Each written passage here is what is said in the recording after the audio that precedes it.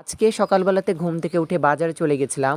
মূলত বাজার যাওয়ার একটাই কারণ, আজকে আমাকে মাছ খেতে মনে গেছে, তাই আমার পছন্দের কয়েকটা মাছ আর আম্মুর পছন্দের মাছ নিয়ে এসেছিলাম। আমার পছন্দের পাঙ্গাস মাছ এনেছি আর আম্মুর পছন্দের শিং মাছ। এই শিং মাছগুলোর কালচে ভাব দূর করার জন্য আম্মু খুশকার পাতা দিয়ে ঘষে ঘষে পরিষ্কার করতেছিল। আর দেখতেছি আকাশের অবস্থা খুবই খারাপ, ঘন কালো মেঘে ঢাকা।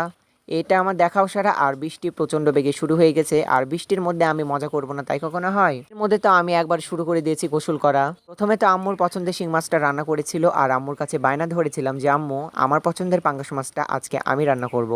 দেন আম্মুর রান্না শেষ হয়ে যাওয়ার পরেই আমি একবারে প্রস্তুতি নিয়ে নিচ্ছিলাম পাঙ্গাস মাছ রান্না করার। আর এই তো একবারে বসে গেছি রান্না করতে। আসসালামু আলাইকুম, কি অবস্থা সবার? আশা করি সবাই ভালো আছেন। আলহামদুলিল্লাহ আমিও ভালো গেছি। আজকে খুব সকালবেলাতে ঘুম থেকে উঠে বাজারে চলে গেছিলাম।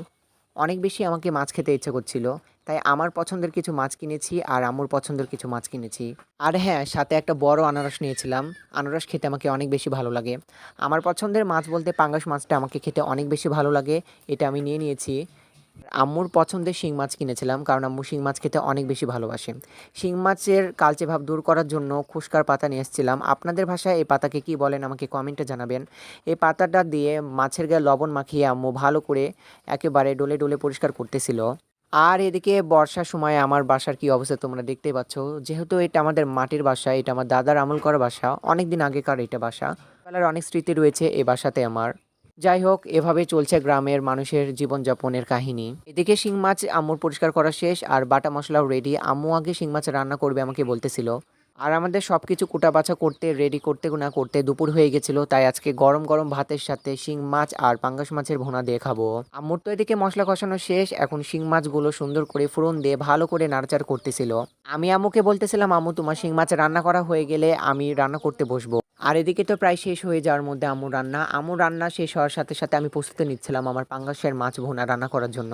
আর এদিকে আমার রান্না প্রায় শেষ।